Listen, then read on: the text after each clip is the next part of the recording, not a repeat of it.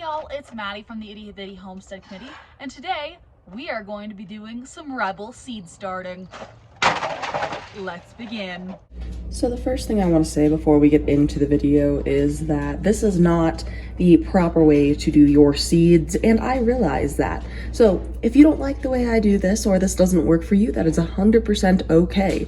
Also, if you have high blood pressure and you're not in the mood to watch it rise steadily because I'm doing it very weird, maybe this isn't the video for you. I have a bunch of videos about cute bunnies you can go check out. So the first thing you're going to want to do is get your seed starting dirt. For me, it is year-old hot compost and then whatever in the cold compost for the day.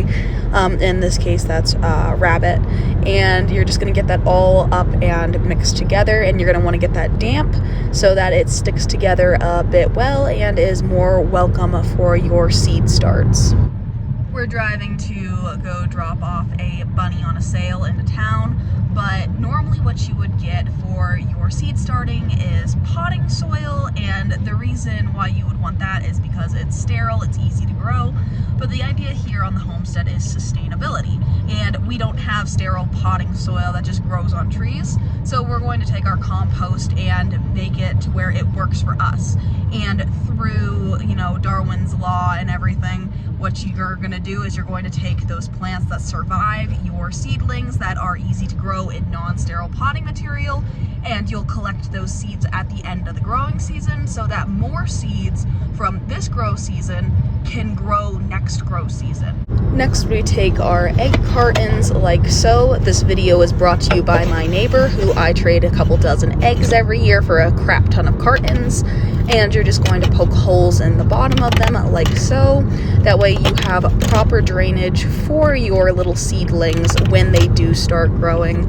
And I prefer these styrofoam containers or the cardboard containers over the plastic containers I'm going to show you later, just because they're easier to poke holes through. On the plastic ones, I have to heat up the nail with a lighter and then poke it through the melty parts. And that's just kind of how it looks after you get all the holes poked through.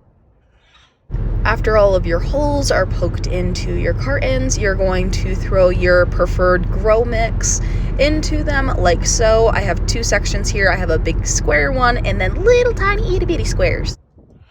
Once you get your soil mixture into your holes, you're going to want to make sure that you get it all nice and wet, like really, really wet, like soak that.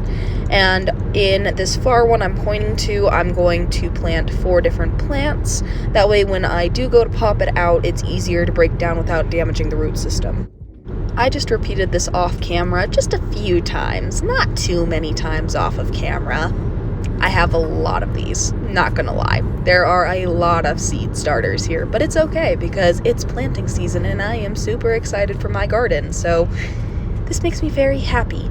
All of the little seed starters in a row. I don't like these plastic containers, but I will say they work very well if you don't want to put dirt into the left side and you want to fold it over on top of the smaller holes to make a tiny little greenhouse. That would work really well for these. For this next part, I just got my tiny little helper to start planting all of the seeds I wanted. We planted 2 seeds per small hole, just in case one didn't germinate, and then we planted 4 seeds in each larger section. Once we got all of those seeds put into the egg cartons, I did water them down again, just to verify that the soil was nice and damp, and that it started the process of those seeds germinating. And because of where I live, we can only have the seedlings out during the day and only on days where it is above 50 degrees so that they properly germinate. And this is why we bring our seedlings inside at night, because 60 and 70 degree weather in Colorado in April is not a guarantee because it snowed the same night I planted these. Snow is pretty, don't get me wrong, but it kills everything. Yeah, that's how we do our seed starting. It's super easy, super inexpensive because most of the stuff we have here is already on the property or is recycled from our neighbors. I'm also working on a project with our potatoes and radishes because we recycled a dresser that I'm using that I'm hoping to do a video on soon. But yeah, we're gonna go get this little guy to his new home, and I want to thank y'all so much for getting this far into the video and watching, and I'll see y'all in the next one. Bye.